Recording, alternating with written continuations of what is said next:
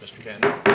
We'll call the meeting to order. Those that would like to stand and join us in the Lord's Prayer and Pledge of Allegiance, please do.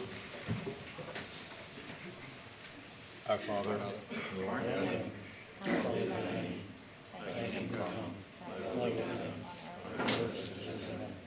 give us this day our daily bread. Forgive us our trespasses, as we forgive those who trespass against us. Lead us not into temptation, but deliver us from evil. For thine is the kingdom, the power, and the glory forever. Amen.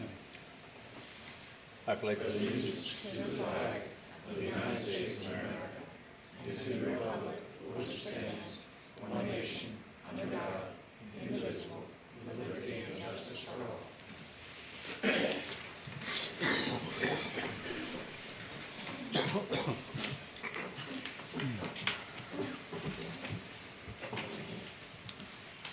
If we could, very quickly, I'd like to have a moment of silence if we could. Donna Shea passed away just a little about last week. She was the wife of Ted Shea, who worked with Wicomico County for 36 years and for almost 10 years served as the Director of Administration. So if we could, please, I'd appreciate it. Thank you.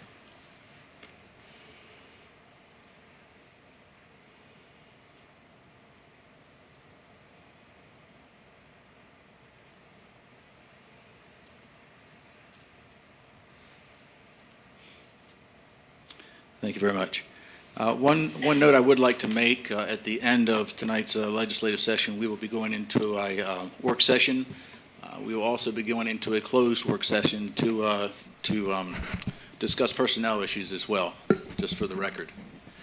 And make sure, please, that you also have your cell phones off if you're sitting in the public, or any council members that have cell phones on. Tonight, first, we're going to start out with a proclamation, if we could. Councilman John Hall, if you don't mind. It's a proclamation for Big Brothers, Big Sisters.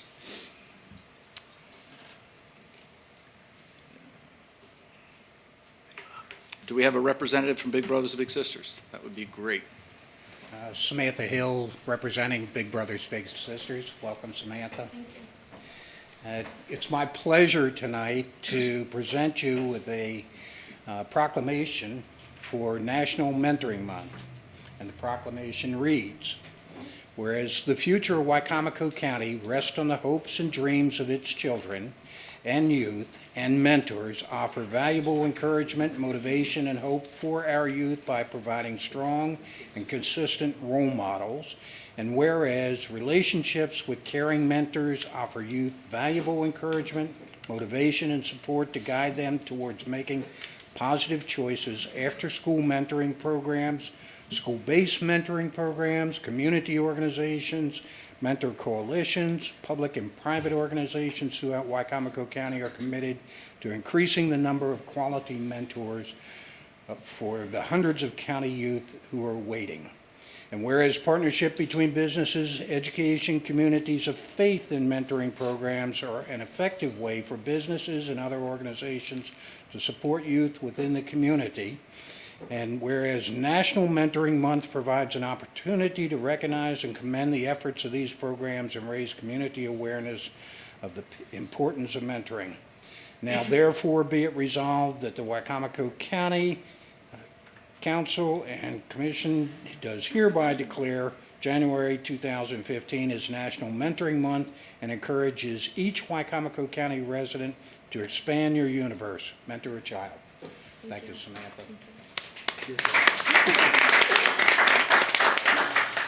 First of all, I just want to say thank you for recognizing January as National Mentoring Month. National Mentoring Month is an annual campaign that is to draw attention to the need for volunteer mentors in the lives of America's youth to help them reach their potential. Each year, Big Brothers Big Sisters helps to lead efforts to raise awareness of the ways that individuals can get involved and come alongside Big Brothers Big Sisters, the local schools, and other mentoring organizations in the area. This year, specifically, we want to make a corporate mentoring challenge. We want to address America's school dropout crisis, and we hope to encourage and promote corporate support of mentoring. So we want to ask the local businesses to create or expand an already existing initiative that they have to encourage their employees to get involved with a mentoring program. So again, just thank you for supporting us in this effort, and anyone who's interested in mentoring or getting involved, please contact Big Brothers Big Sisters of the Greater Chesapeake. Thanks. We have George Kaliakmarkis and his mentoring student, Daquan. Welcome. Nice to have you here this evening. Thank you, Samantha. George, would you like to say anything? Not to put you on the spot, but putting you on the spot. We'd love to have you say something. If You might Daquan wants want to come up introduce as your well. little brother.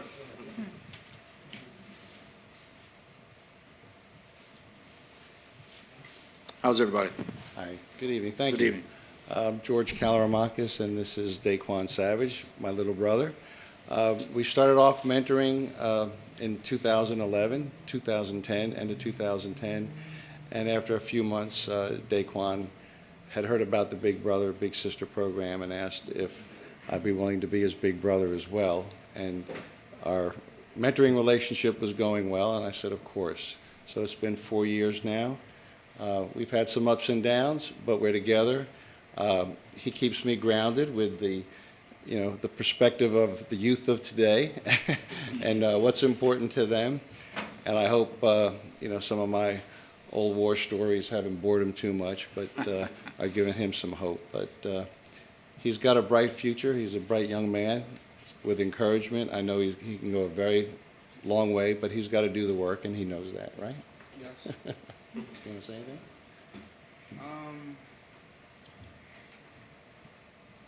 Mr. George is a good big brother. I mean, I don't have nothing to say. The mentor program is good for me. It's helping me get back on track. And that's it. That's all I have to say. Thank you. Thank you both for being here tonight. If I could, I'd like to approve the minutes from December 16th, Part 1 and Part 2. So moved. So moved. And second, understanding Vice President Holloway, you are abstaining I will abstain from both of these votes. Yes. since you were absent. Yep. All those in favor of approving the minutes from December 16th, Part 1 and 2, say aye. Aye. Opposed? Motion carried. Minutes have been approved. Approval of the closed session minutes, Part 1 from December 16, 2014. Motion, please. So moved. Second? Discussion, any corrections? All those in favor? Aye. Opposed? Motion's carried. Minutes have been approved.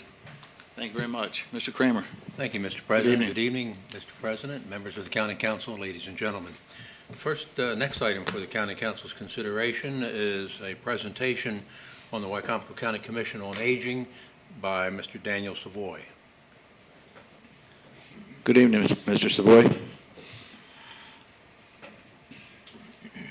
Mr. Cannon, members of the council, good evening. Good evening. And I know a few of you are wondering, which hat am I wearing tonight?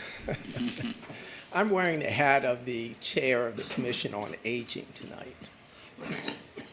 And as commissioners, we strive to help our older citizens access community-based services to help maintain independence and quality of life in one's home or other setting. In 2014, we produced a placemat for seniors with information to address the ever-increasing and changing problem and signs of potential fraud. These are being distributed through the Meals on Wheels program, as well as individuals and various organizations. And yes, we are accepting sponsorship for the production of these placemats. And the general fee for the production of the mats, $1 per mat. They are laminated for long-lasting use. We are extremely proud and grateful for the MAC Center under the leadership of Executive Director Peggy Bradford. There, seniors have opportunities to participate in various programs and receive services. Working with MAC, we are ready to assist and support you in your service to the citizens of Wycomico County. If you desire information about older adults, such as demographics, economic distributions, transportation issues, and needs, we are ready to help. I do appreciate you giving me the opportunity to appear before you this evening. Okay? And if I'm not mistaken, I think by now each of you have received the placemats that I just spoke of.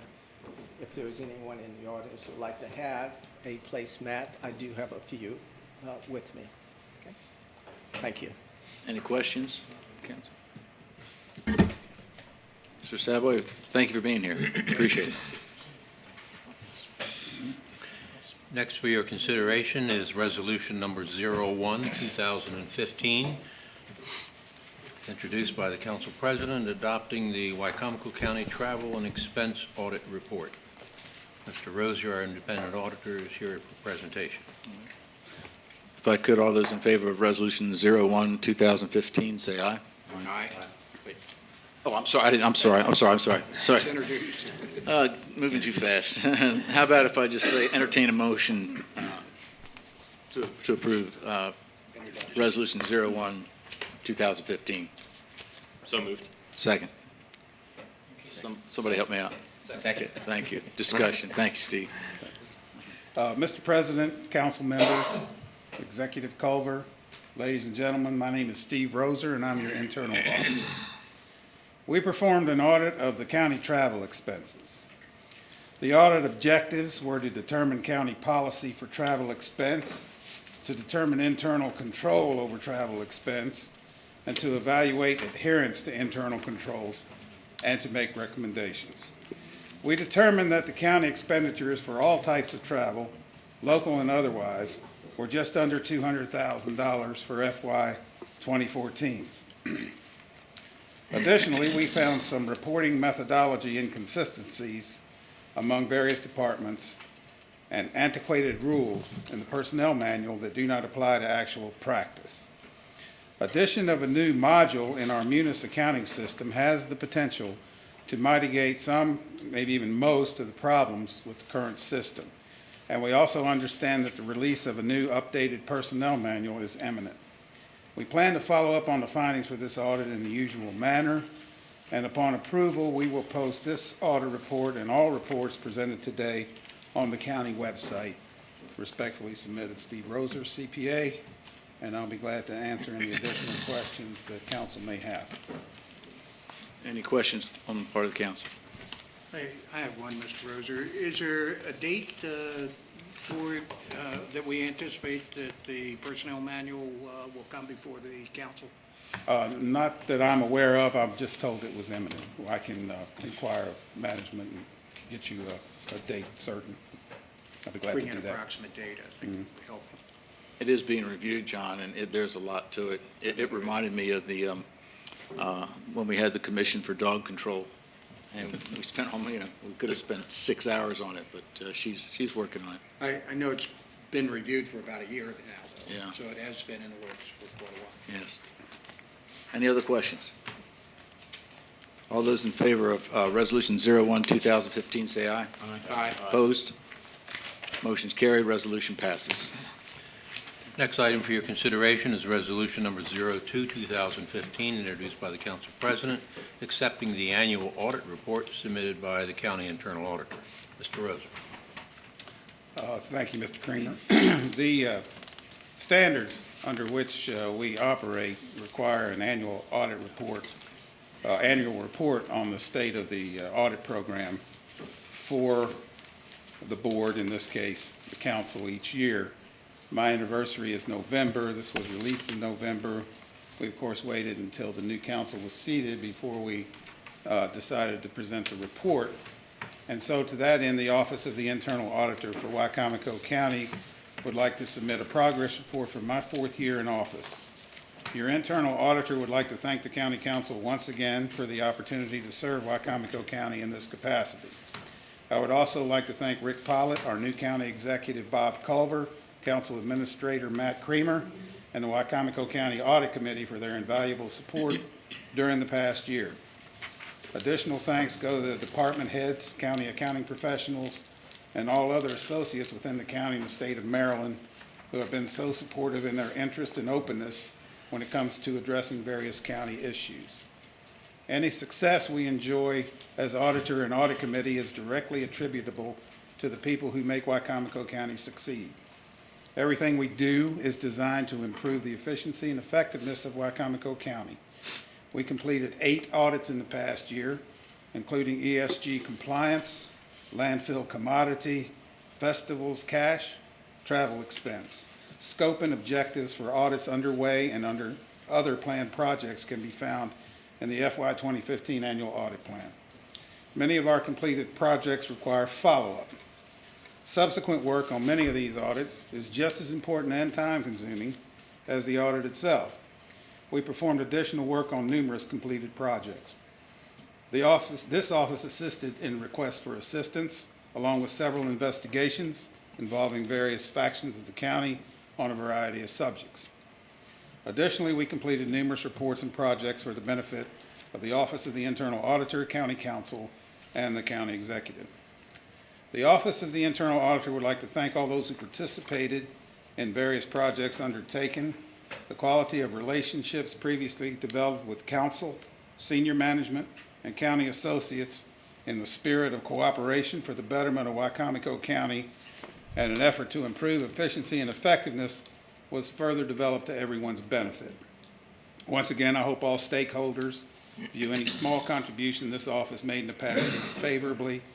Respectfully submitted, Steve Roser, CPA, Internal Auditor.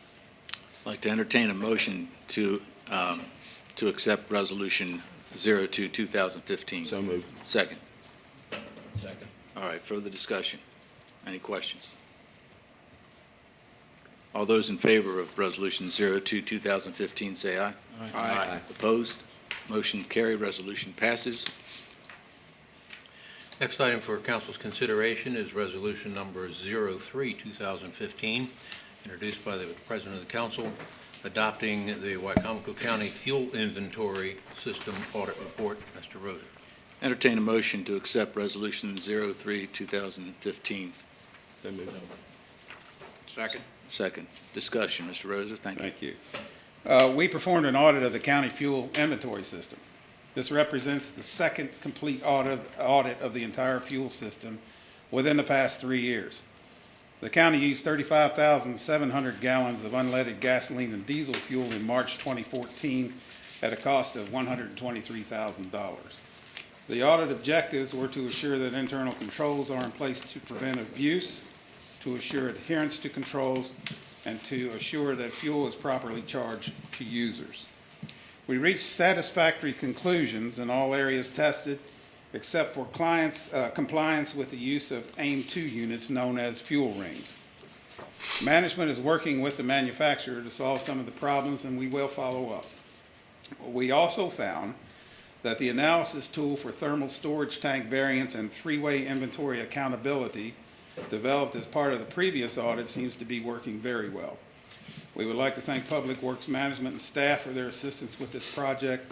Respectfully submitted, Steve Roser, CPA, and I'll be happy to answer any questions you may have. Any questions from council? I have a quick question. On page 5, the chart, it looks like it says March 2011 comparing to March 2014, and the fuel usage by solid waste was significantly higher in 2011. Yes. Was it very cold that year, or They were involved in some of the dredging operations in the collector road, which that fuel consumption was billed to solid waste. And we have, as a finding on that audit and as a follow-up, suggested that management create a separate account for these ancillary projects in order to better judge the baseline for solid waste itself. But that is what caused that difference. okay, and that was just gasoline? That was mostly diesel fuel Diesel for large fuel. equipment. Okay. That's a lot. Any other questions? I do. Steve, from, I guess the time we had our problems at the landfill years ago, before you came to now, could you go over some of the some of the things that we have done to improve the security of, our fuel situation? Yes, actually, that was probably addressed in the audit report itself in more detail in the 2011 audit. We, of course, followed up on those same parameters for the current audit. One of the most important tests that we perform, in addition to the inventory control tool that we invented, is to gauge and compare gasoline that goes into the ancillary storage tanks, 3 of them located throughout the county, to make sure that what goes in and out of there makes sense. We also test for things such as after-hours fuel consumption, unreasonable fuel consumption by a particular vehicle. We looked at every single transaction for March and compared it to 2011. And we'll continue to do that in future audits. Any other questions? I only had one, Steve. I would hope that with the fuel master, Yes. that you would maintain, you would continue to keep that, or stay addressed or stay up to date with the success or the corrections that are going to be necessary in order to make that a successful tool. Yes. We will follow this one up. First planned follow-up is 90 days. And as far as the fuel master data goes, I have a direct feed to that data. Oh, you do? And I do spot checks every so often for various departments, solid waste and so on, just to Right. keep a check on them. You'll notice on the website, there's several other projects that we did concerning fuel with solid waste, roads, and others in between these 2 audits. That's not to say this is the first project that we've done with fuel since 2011. Sure, okay. And I understand, I'm sorry, Bob, I did not introduce you. The executive, Bob Culver, is here tonight. Thank you very much for being here, and I know that you're on top of it as well. Thanks. Any other discussion? Seeing none. All those in favor of Resolution 03, 2015, say aye. Aye. Opposed? Motion carried. Resolution passes. Thank you. Next item for council consideration is Resolution Number 04, 2015, at the request of the county executive, confirming the appointment of Nelsia V. Walters Jones, Ph.D., to the Wycomico County Local Management Board. Entertain a motion to introduce Resolution 04, 2015. So moved. Second? Second. Any discussion? All those in favor, say aye. Aye. Opposed? Motion's carried. Resolution 04, 2015 passes. Next item for council's consideration is Resolution Number 05, 2015, introduced by the council president at the request of the executive, confirming the reappointment of James W. McGill to the Natural Resources Conservation Advisory Committee. Entertain a motion to accept Resolution 05, 2015. So moved. Second? Second. We have a motion and a second. Any discussion? Seeing none. All those in favor of Resolution 05, 2015, say aye. Aye. Opposed? Motion's carried. Resolution passes. Next item for your consideration is Resolution Number 06, 2015, at the request of the executive, confirming the reappointment of Judith Stribling to the Natural Resources Conservation and Advisory Committee. Entertain a motion to introduce Resolution 06, 2015. So moved. Second? Second. Motion is second. Discussion. Good question. Yes. We had 1 resume submitted out of 3. I can answer that, Mr. Dodd. The only time that we get biographies of the people willing to join the committee is when they're being appointed. Instead When we of do reappointments, we do not ask for a bio. So Mr. McGill and Ms. Stribling were reappointed. Right, I understand that. Sorry. Okay. Any other questions? Seeing none. All those in favor of Resolution 06, 2015, say aye. Aye. Opposed? Motion's carried. Resolution passes. Thank you. That's all I have for now. Thank you, Mr. Kramer. Mr. Baker, I have nothing this evening. nothing to say. Council comments at this time. Oh, well, public comments, sorry. Public comments. Public comments.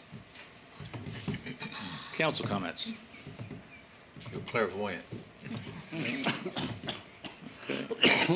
Seeing none, presidential comments, I would only like to make one comment, and that is that I received from the Board of Education a newsletter today, and I thought that it would be important to let the public know that nominations for Teacher of the Year are being accepted from January 5th to January 23rd. To qualify, the teacher has to have 5 years full-time employment. The forms will be sent home with the students, so we know how that works out sometimes. So you can go online to wcboe.org for nominating form. Thank you very much. At this time, I would like to entertain a motion to adjourn the legislative session so that we can go into a work session followed by a closed session. So moved. Second. All those in favor? Aye. Opposed? Motion's carried. Meeting's adjourned.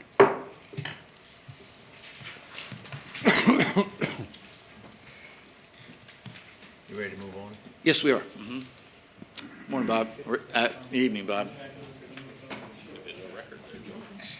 Might be a new record, 20 Okay. You're doing great. I don't think I ever did that.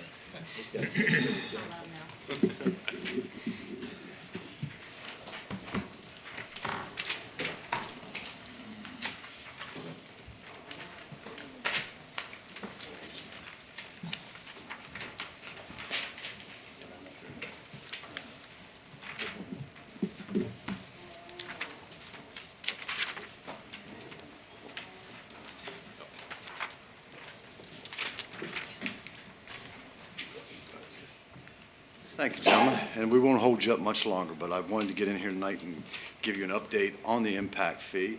You know Wayne Strasburg, the Director of Administration. You all know Mr. Jack Lennox, Director of Planning and Zoning. So what we want to talk to you about basically is with the last council, we were able to pass more or less an economic development towards job creation and towards helping what we felt like the construction industry by waiving of the impact fee through a grant program.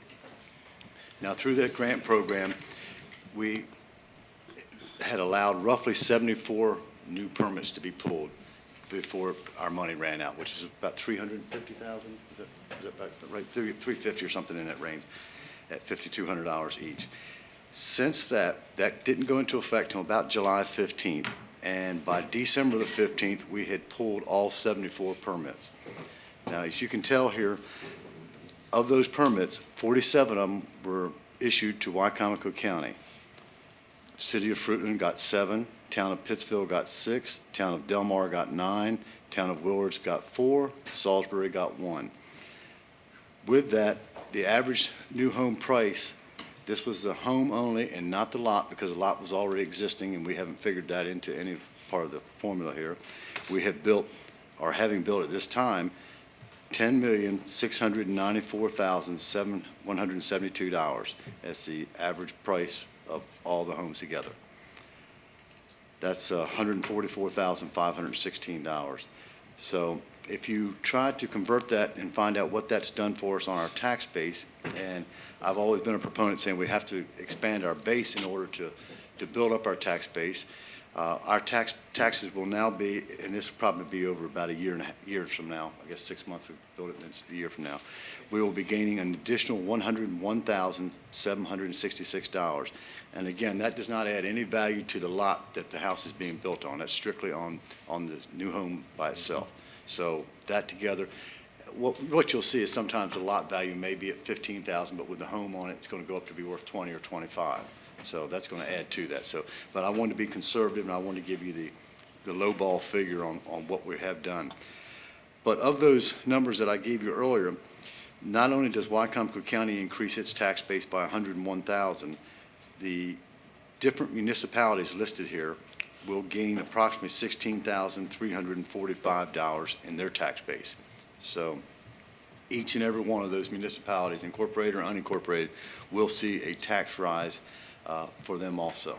Their base will be expanded a little bit. So it's proved to be very successful. And for those of you that were on here before, I really appreciate that. And as the executive now, I'm asking basically that what I would like to do is to place a moratorium on this, to continue this out for a year and see what we stand at. I think that, we have shown good faith.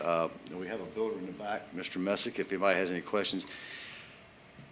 Basically, he's built 4 under these. I don't know if there are any in the municipalities or are they all county? One was in the city of Fruitland. One was in, okay, so he's built 1 in Fruitland, and the other 3 permits he pulled have been in Wycomico County. But he will tell you that if we can continue this, he will probably pull 5 more permits by summer, sometime in this range. So I just think it's a good thing to go ahead and spur as much. I mean, with all this taken into effect, what good it does to the county, the best asset of it all is what we've done to help our workforce get back to work. We lost roughly 4,500 jobs when the recession hit through the construction industry. So this not only does a trickle-down effect as far as those suppliers, the heating, air, drywall, paint contractors, that type of thing, it goes on down to your carpet people, your appliance salesmen, everybody else along the way. So, and those wholesale supplier houses that will sell the lumber. So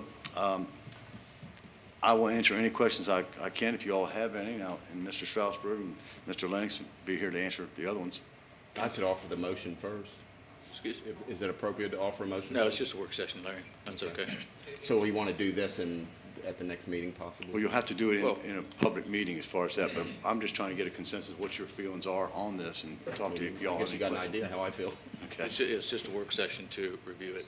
Yeah, council does not take formal action in a work session. So I guess my question would be then, you're going to give us a resolution, or would this be done as part of the budget? I guess. Well, asking for a moratorium, there would no longer be a grant to those, as we're doing now. It would just basically be cut off with all sense and purposes. Now, this is just for single-family residences. We're not asking to change the multifamily residences at all at this point in time. Are you interested, I know you and I discussed putting a 1-year limit on it so that it's automatically revisited at the end of 1 year. Is that? That's what I'm asking. Okay. Ideally for me, Matt, I know. I would like to wipe it off the record. I didn't want it in the first place, but I'm willing to let the council see what good it does. Yeah. And hopefully that once we ascertain the fact that we're doing well with it, that we'll see that maybe it's put another moratorium on it or wipe it off again. And is that, Ed, is that language? It'd be a easy? legislative bill. Okay. Easy to put in there? I mean, Yeah. Yeah, okay. What was the time frame that the permits were sold out? 3 months, 4 months? Basically, July 15th, we pretty got it rolling by July 15th. By December 15th, we had pulled all 74 permits. Okay, and that period of time, 6 months' time before that, how many permits did we? If you don't have these. Half that, so we doubled. Yes. Plus a waiting list. We have a waiting list now. Yeah. We have a waiting list of 1. Oh, is that, Oh, okay. That's, Oh, well, it's waiting. that's a start to the list anyway, right? It's Christmas, but the interest rates still seem to be a good time for people to buy. And, whether you're building your own new home or contact your local realtor and try to find a new home and sell yours. I mean, we've got spring coming on. We all know that's a busy time. And I don't want to handcuff these people Sure. any more than what the economy has done. What's the time frame on being able to get this legislative bill to us? Next session? Yeah, should be able to do it by next session. Okay. Yeah, I would say anytime we can eliminate a tax to create a business incentive, you're getting 2 for 1. What I was interested in, I didn't know, with Steve, I know you're still here, Steve, were you, in an audit report, were you looking at the figures of the return that we get on this type of an investment? I wasn't quite sure what your audit report might entail. I didn't bring the scope and objectives with me, but as far as getting a good number on a return, if you mean what the impact was on the economy as far as wholesale materials and so on, that's going to be very difficult. I envision something akin to a questionnaire or interviews with participants to try to get their feel for what it did for their businesses and maybe subjectively how they felt it. Did you hire people, and all that sort of thing. So subjectively, yes, I was looking at a questionnaire type impact read on it. Having a little knowledge of the building business, usually a house, when you build a spec house like that, you're going to have at least 40% into your labor cost, probably 60% into your material, and the material talks about carpet, everything. So if you take that 40% on 100, let's just do a $100,000 house, easy numbers here. Right. That's $40,000 labor, $60,000 material and hard costs. But that $60,000 labor, don't forget the county then has a 3.2% piggyback tax that we get 3% of all that money too. Right. So that's coming into us as a form of an income tax, which maybe in another year or so, Steve could measure that, or, or the finance department could measure that and let us know. But that's going to be a rough rule of thumb, and we're not going to be able to get every builder to say, well, I had, 42% in this house, 67% in this house, or whatever, but that's going to be a fairly rough rule of thumb to use. Okay, yeah, we had talked earlier, as far as the next phase of this process, part of that would be actually tracking the dollars and cents and asking as a requirement of the builder that they track the dollars and cents. I think it's really good for the county to be able to promote this and to be able to tell the public, this is exactly what we're doing for you. I think it's really a really huge project that we need to follow through with. So that would be, in order to go to phase 2, I'd want to make sure there was some type of wording to that effect in the resolution. The only problem I see with that, John, is you're not going to get complete numbers, okay? And 2 or 3 things. With one of your houses, you're going to say, what if you come back and end up putting all the bells and whistles? You can build a house for $100 a square foot, or you can end up building it for, $150 a square foot with tile and hardwood floors and that type of thing, side yard, irrigation. That all runs the hard cost up a little bit more, and the labor may not be the percentage. And you're going to look at that and say, it's not up to us to judge. It's just, give us an idea of what you feel like you're going to have. I have no problem asking for that, of what your actual building materials. And we can talk to Delaware Lumber and a couple other companies like that, and I'm sure Sam out there would be glad to say, this is what our hard cost is per square foot of material. And, and of course, they pay sales tax on that too, so that's going to come back into it. Yeah, exactly. Yeah, as close as we can get. Doesn't have to be a perfect science, but as close as we can get, I'd love to see exactly what the impact is. But rather than making it a requirement of every home, because let's say if we build another home, that's another 100 homes. Right. But if we get somebody like Mr. Messick or somebody like Mr. Glass that builds, they'll be honest enough to tell us, well, this is what we're, pretty much averaging. Mm-hmm. We can try to, we're never going to get it exactly, I don't think. Okay. John, we talked about this 7 years ago when you were on the council the first time, and talked about government moving slow. Sometimes it takes a while, and I'm in favor of this also. And I did talk to Mr. Hobbs. Did you? Okay. And he was enthusiastic about it. He said anything he could do would help, that we could do would help. And I think we're setting a precedent here almost, reducing a tax. And like Mr. Kilmer said at the chamber the other day, this isn't an impact fee. How did you say that? It's a house tax, right? Isn't that what you said, man?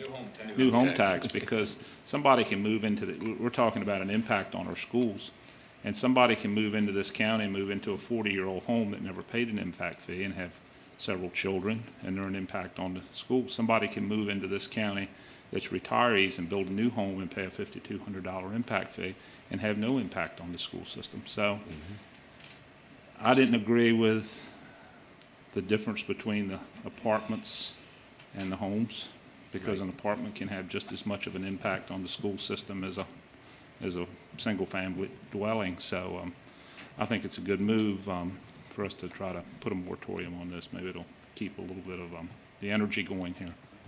I hope so. And I'm glad you brought it forward. Thank you. We have $350,000 that was in our budget that was dedicated towards reducing the school bond, which we no longer have. Does that have to be made? Well, when I say we don't have it, because we had no building, of course, we didn't have it anyhow because we didn't have the impact. But this $350,000 is to reduce the debt on the school bond, correct? In theory, the reality of it is that, I'm sorry, the reality of it is that the county general fund, approximately 85% of our P&I payments go towards school construction, and the amount that is raised through impact fees is minuscule compared to the amount of money that comes from the general fund. So to make the argument that a moratorium on the impact fee would prejudice our ability to pay P&I for school construction No, no. doesn't really hold water. if That that's wasn't where the you're going. intent.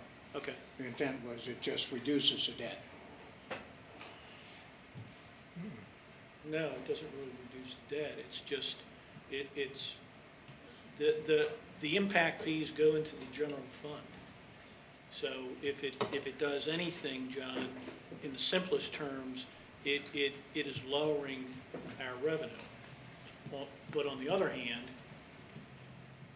as the executive pointed out, it's increasing our tax base, which in turn is increasing our revenue. The raw cut at it, John, in terms of return on investment, is that you basically, based on these numbers, you have about a 2.5-year payback, just simply out of property taxes, which, You say that. coming out of the private sector, that's a pretty fast payback. But if you say that, then you're saying there's no impact on building a new house on the, as far as the expense to the county for services? So we don't have to put more sheriffs on, we don't need more teachers, we don't need more services to the citizens every time we build a house? I'm not qualified to really make that judgment. If you go back to the original, what was that, the Tischler study it was called? Yes. I think and that was what, a decade ago? Yes. I think if you go back and you revisit that study, I think the study itself said that it needed to be reviewed on some periodic basis. Right. Certainly in the past decade, our socioeconomic and demographic trends have changed. Much of the construction that you've seen, if you go back and look at the past several years, has come from multi-unit, and the vast majority of that multi-unit has been for university students, and they really aren't adding any load on our public schools, very little load on our streets. But our they are roads. adding some on their sheriffs. Can't comment on that. Can't comment either. on that. But what I would say to you is that, if that were to be reviewed, it should be reviewed by someone with the expertise to really objectively evaluate that. I can't give you an off-the-cuff, You know, I'm just not qualified to do that. that Tischler study has been, somebody brought it to me that looked at it very carefully and pointed out something. They based a lot of that on Worcester County. And I'm not so sure that wasn't a little flawed, because Worcester County's apartments are mostly summer rental or summer homes. So I don't think it held as much water as I mean, I think you would really have you know, to, you can't, there's not a comparison between Wycomico County and Worcester County when it comes to apartment houses. a lot of things Yeah. have changed in a decade too, so. And 10 years ago, you could have probably put a $10,000 impact fee on houses, and it wouldn't have made any difference as hot as they were selling. Exactly. You know, and today, it's an entirely. One other thing, they say that in some of the, somebody was here one night and at the podium made the comment that to stick a shovel in the ground in some of the small towns between water and sewer, impact fees from the county, impact fees from the towns, it was almost $20,000. And I checked up on that, and that was true. Has there been any contact with any of the municipalities about maybe doing something along the lines of what we're doing to try to help? I mean, would it be advantageous for us to do that? It's worth that discussion. Yeah. Well, let me tell you what, I had a conversation with Jake about a month ago after I got sworn in.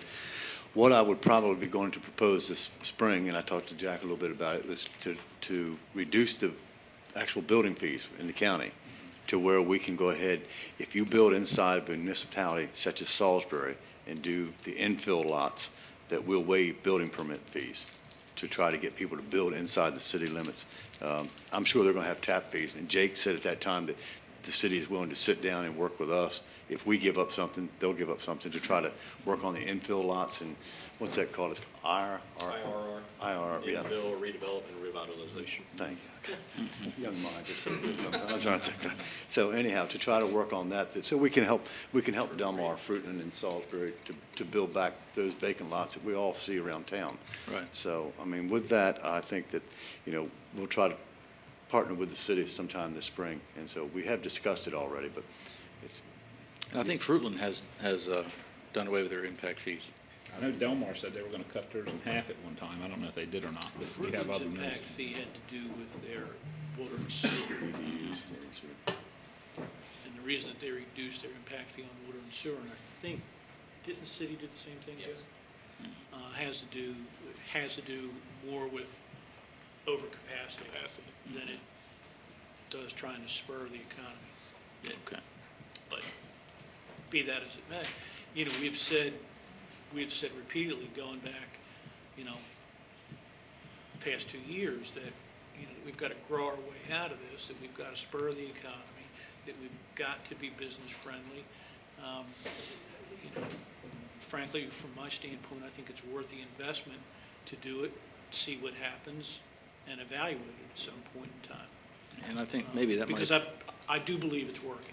Right, and maybe to address your point too, John, I mean, I understand your concerns with the fact that we're taking away funds that may be needed for a very good purpose, which is the Board of Education. But I think what Bobby's touching on and what Wayne is touching on is the fact that we're trying to shift away from multiple taxes or fees, however you want to call it, and try to stand on our own two feet and grow business and grow our base as opposed to just tax our way into different, different funding. Just am a firm believer that growth should pay for growth. And I think that by increasing the tax base and creating that incentive, growth will pay for growth. But through the taxes, through the property taxes, through income taxes, through sales taxes, which we've already established, as opposed to the additional multitude of taxes that every government could create. Well, I think and as I understand it, the impact fee is supposed to pay for the expansion in the school system when we've been having. Additional students. Yeah, we've been having declining enrollment since 2008, 2009. So, I mean, maybe if our school system starts exploding, the original, that's what it's supposed to be for, and that doesn't seem to be, those conditions don't exist today. I think, John, that you have to further analyze the growth and the real impacts of that growth. And I think that's prudent. I think that's prudent whether we were to do something with the impact fee or not. I think having a better understanding of our growth patterns is key to developing a good, solid budget and also a good, solid approach to economic development. Because we're saying we want people to move here, we want businesses to move here. We have to better understand what's actually occurring in order to figure out what tactics should we use in order to attract more businesses, more residents, and what types of residents. Who's coming, who's not coming, why aren't they coming, why are they coming? So I think that analysis would be prudent in any event. Joe? I know, John, your, Mr. Cannon, your concern is about, what it is, how it is working. I think the trickle-down effect of this action would probably take 4 accountants 6 days a week to try to figure it out. And then, I mean, you're talking. Joe, I'll put you on it for one week. Yeah, I'll figure it out. Yeah, I'll figure it out. But, the trickle-down, like I say, the trickle-down effect of, new house is built, the people move in, they're paying landscapers or doing this and that. So I think it's hard to measure. I really think it's hard to measure the positive impact it has. We know what the negative impact is, though. Yeah. Larry? Yeah, I agree. I think it's going to be hard to measure, but I think the economy right now is at a dead standstill, and this moratorium will be the defibrillator to jumpstart the economy. Once we put people back to work, they start doing the construction.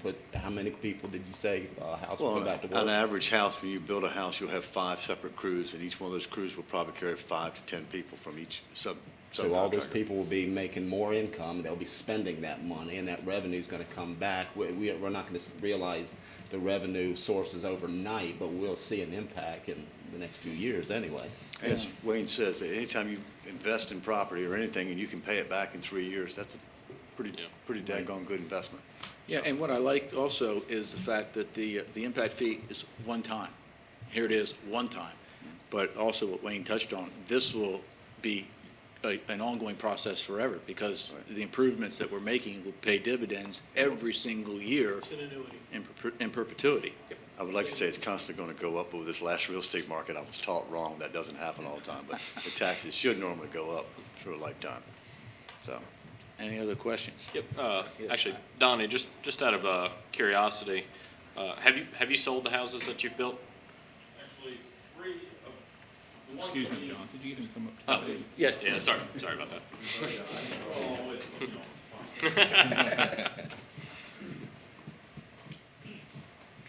Come sit down there, Dave.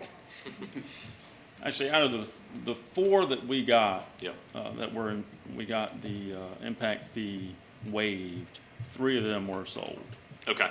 And they were all actually 3 custom houses. Okay.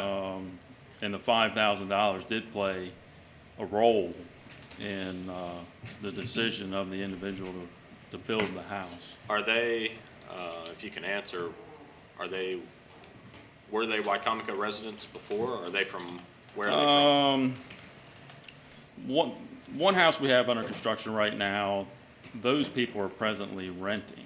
Okay. And I think they had been renting. Okay. Actually, 2 of them, they were renting. The third was a home that we built in Fruitland, and that was for an individual that was renting the home. Okay. An investor, basically. Mhm. And he wouldn't have done it, I'm sure. It was a small house. It was only a $90,000 house. So that $5,000, I'm sure, would have killed that deal. Big percentage, yeah. Yeah. Okay. Yeah. Just as a clarification, gentlemen, thank you. Just a clarification, the wording on the current legislation says that the payback of the grant will be forgiven if the developer follows the proper procedures. It's a little vague, and is part of that the fact that the properties must be sold in a particular amount of time? They just have to get a CO. The concern was initially that someone may try to bank the grants, that they would get the grant, be totally speculative, and not build the house, or that they would start the house, get in the ground, and never finish it. That's really the instance where we would go back to try to reclaim the money. So far, that's not the case. And this was supposed to be a stimulus thing, so that's why. We wanted it done right away. We wanted it in the ground right away. Sure. That's the reason we put it out. Every story's a little bit different. Some folks got in the ground sooner than others. Some have dragged out a little bit. You know, we'll keep an eye on it now that the heavy winter months are here and make sure folks finish. Could it be a process where the market is being diluted by what we're trying to do? And in a sense, we could be lowering home values if we were flooding the market with new homes? you would probably have to get up with a realtor for that. I would say no, having been in the business for it. I mean, I'll defer again to Donnie, but I don't think you can build a new home for less than a comparable existing home in this market still, so.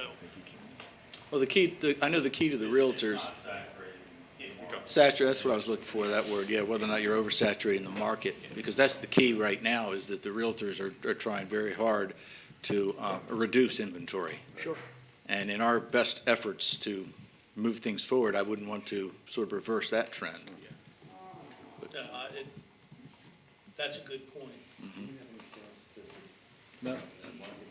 Another fact that I think would be. Would you like to comment at all? No, she's just observing. She's with the Coastal Sarah's with the Coastal Association of Realtors, Yes, that's so, why, I mean, yes. If you're saying the market is better now, or you feel it isn't, Yes, we just put out. Could you? Would you mind going to the microphone, please? Sarah, we didn't want to put you on the spot. We know you're an observer more than you are. Put Donnie on the spot as well. If you show up, you got to talk. that's one around here, you gotta talk. I don't have exact figures. Tell us who you are first. Oh, Sarah Rain, Director of Government and Public Affairs for the Coastal Association of Realtors. Pull your mic Excuse me. closer, Sarah. I have a bit of a cold.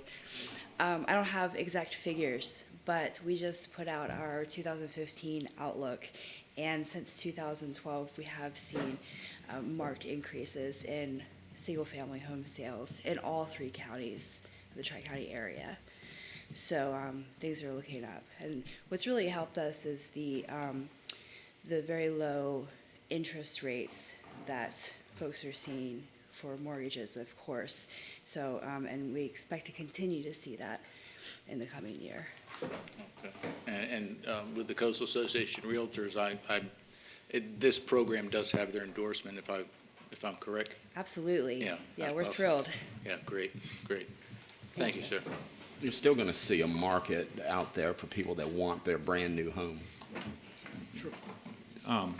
You know, I'm sure there's going to be some folks that say, well, the council's looking out for builders, but the builders would pass this cost on to the home buyers.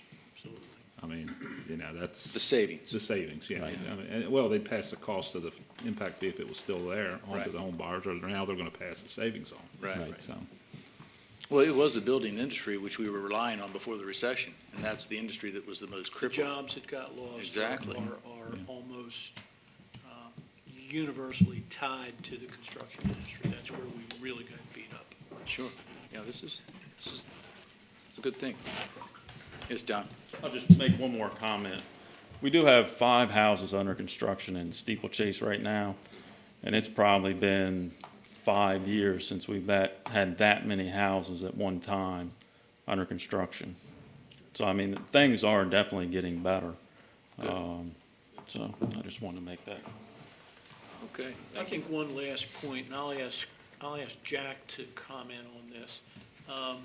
2015 building code is coming at us.